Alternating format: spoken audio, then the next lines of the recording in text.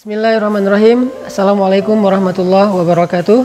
Teman-teman sekalian, hari ini saya mau bicara tentang kurban. Di dalam Al-Quran, Allah Subhanahu wa Ta'ala berfirman, "Qul inna salati wa nusuki wa mahyaya wa mamati lillahi rabbil alamin."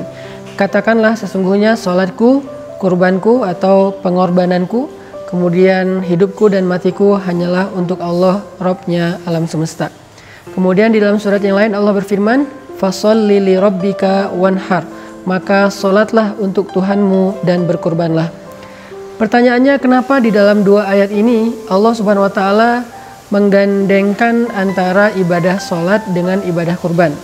Ini menjadi sebuah dalil dan juga sebuah bukti bahwa kurban itu memiliki kedudukan yang sangat istimewa dalam syariat Islam.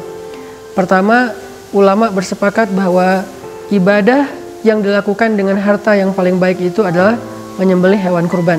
Sebagaimana ibadah yang dilakukan dengan fisik paling baik itu adalah ibadah sholat.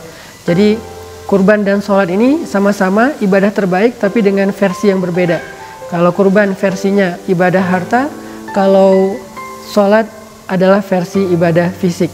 Tetapi Allah SWT di dalam dua ayat ini menggabungkan dua ibadah ini dengan kalimat inna sholati wa nusuki, sesungguhnya sholatku dan kurbanku. Fasholli li rabbika wanhar, sholatlah untuk Tuhanmu dan juga berkurbanlah. Ini fadilah atau keutamaan pertama dari menyembelih hewan kurban. Yang kedua, sedekah yang paling istimewa di sisi Allah itu adalah menyembelih hewan kurban.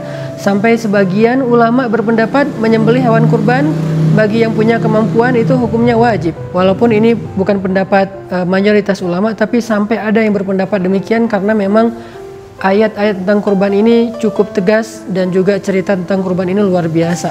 Rasulullah SAW sendiri juga sangat menganjurkan kita untuk berkurban karena memang pengorbanan ini bukan hanya ibadah yang dilakukan oleh umat Islam atau umat Rasulullah SAW, tapi juga sudah dilakukan dari zaman Nabi Adam.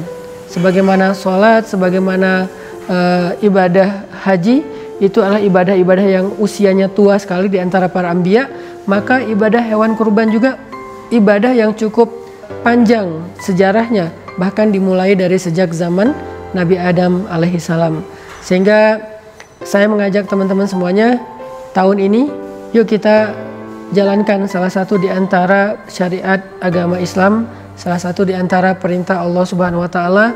Kalau kita merasa bahwa selama ini kita punya uang untuk hanya membeli tas, punya uang sekedar membeli celana, membeli baju, yang itu bukan kebutuhan primer kita, kecuali hanya lebih ke entertain atau lebih ke fashion dan style, lifestyle kita, harusnya kita sedikit lebih sungguh-sungguh untuk ngebela-belain biar bisa kurban. Karena kata ulama, kurban itu adalah sedekah yang paling afdol, sedekah yang paling istimewa.